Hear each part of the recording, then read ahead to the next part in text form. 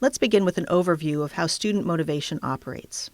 In general, student motivation leads to goal-directed behavior in our classes, which supports learning and performance. But what factors determine how motivated our students are to engage in goal-directed behavior? As we will see, students are motivated to pursue goals that they find valuable and that they expect that they can successfully achieve. Furthermore, the environment in which students learn influences the value students hold for a particular goal and their expectation of successfully achieving it. According to Ambrose et al., if a goal is valued and expectancies for success are positive and the environment is perceived to be supportive, motivation will be highest. So what kind of goals do students have?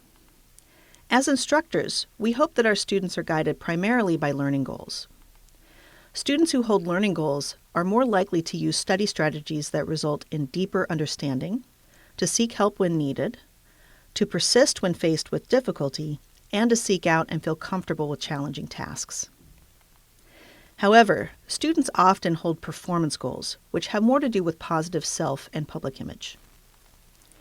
When guided by performance goals, students are concerned with normative standards and try to do what is necessary to demonstrate competence in order to appear intelligent, gain status, and acquire recognition and praise. However, even though our students may be motivated largely by performance goals, we can still design course content and activities that can bring our students' goals into alignment with our goals for them. For example, if an engineering student taking a required philosophy class comes to see how crafting a logical argument will not only help her get a good grade in the class, a performance goal, but can also teach her how to negotiate with clients later in her career, her motivation to pursue learning goals for the course may be strengthened. Note that a crucial aspect of goal alignment is helping our students see the value in our goals for them. As instructors, we must make this case explicitly. As suggested by the previous example, students are motivated to pursue goals that have high subjective value to them. There are three main types of value. The first, intrinsic value, is the satisfaction gained simply from doing the task rather than a particular outcome of the task. For example, if a student finds chemistry fascinating and engages in learning the material to satisfy her own interest and curiosity, this topic holds intrinsic value to her. The second type of value is attainment value, or the satisfaction gained from mastery and accomplishment of a goal or task. For example, the student may derive satisfaction not only from learning about chemistry, but also from being able to successfully complete increasingly difficult problems. This gives her a sense of achievement due to attaining mastery of the material. The third type of value is instrumental value, or the degree to which an activity or goal helps one accomplish other important goals. For example, although chemistry holds intrinsic and attainment value for the student, she will probably also recognize that learning the material is instrumental to her earning a good grade in the class. As you can see, these three sources of value can operate in combination and even reinforce one another. This is good news for us as instructors because, as Ambrose et al. Point out, a task that initially holds only instrumental value to a student can come to have intrinsic value as he develops knowledge and competence in the subject area. In addition to establishing the value of learning goals to our students, we must also help them build positive expectancies for achieving those goals. There are two forms of expectancies. The first, outcome expectancies, is the belief that specific actions will result in a desired outcome. The second, efficacy expectancies, is the belief that one is capable of identifying and executing those specific actions. In order to hold a positive expectancy for success, a student must not only believe that doing the assigned work can earn a passing grade, she must also believe that she is capable of doing the work necessary to earn a passing grade. Finally, Ambrose et al. Note that value and expectancies do not operate in a vacuum. They interact with the broader environmental context in which they exist. Students will perceive the class environment along a spectrum from supportive to unsupportive. In general, students who consider the environment to be supportive will be more motivated than those who consider it to be unsupportive. Furthermore, if the environment is supportive and a goal is valued, and students believe they can achieve the goal, motivation will be highest. As instructors, if we neglect any one of the three factors, motivation may suffer substantially. Let's consider how subjective value, expectancies, and environment interact to affect student motivation. Students who see little value in a goal and are not confident in their ability to achieve it will behave in a rejecting manner, regardless of how supportive the classroom environment is.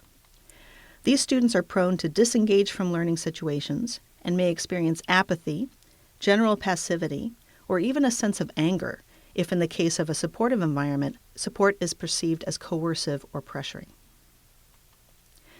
Students who see little value in a goal but are confident in their ability to achieve it will behave in an evading manner in both supportive and unsupportive environments.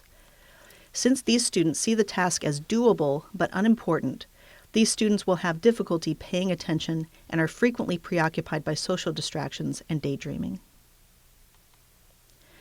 In an unsupportive environment, students who see the value in a goal but are not confident in their ability to achieve it will behave in a hopeless manner.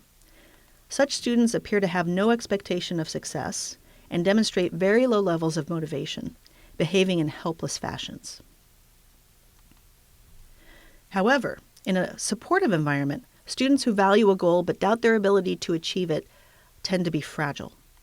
Such students want to succeed, but they are dubious about their own abilities and may try to protect their sense of self-esteem by feigning understanding, avoiding situations that require overt performance, denying difficulty, and making excuses to explain poor exam performance. Similarly, students who value a goal but have high self-efficacy will respond differently based on the environment. In an unsupportive environment, these students will behave in a defiant manner. Because the task is important and they are confident in their abilities, they may take an "I will show you" or "I will prove you wrong" attitude in response to the perceived lack of support from the environment. However, in a supportive environment, students who value the task and have high self-efficacy will demonstrate the most motivated behavior. These students seek to learn, integrate, and apply new knowledge, and view learning situations as opportunities to extend their understanding. As instructors, we have the ability to shape the class environment and make it explicitly supportive. We also have the ability to help our students see the value in studying the material in our courses and to help them build positive expectancies for success so that they will be highly motivated to learn. We will discuss various strategies to do so in the next few slides. To establish the value of your class for your students, you can connect the material to students' interests, provide authentic real-world tasks, show relevance to students' current academic lives, demonstrate relevance of the material to students' future professional lives, identify and reward what you value, show your own passion for the discipline. To help your students build positive expectancies for success, you should ensure that objectives, assessments, and instructional strategies are aligned, identify an appropriate level of challenge and create assignments that provide that level of challenge, provide early success opportunities and targeted feedback, clearly articulate your expectations and provide grading rubrics in advance, describe effective study strategies, and finally, be fair. Finally, there are a couple of strategies you can employ that address both value and expectancies. Provide flexibility and control to your students, and give students an opportunity to reflect on their performance. How has the principle of student motivation helped you understand your students and their learning? We asked this question of a group of educators. In their responses, you'll hear references to some of the strategies we just mentioned, and you'll hear other strategies as well.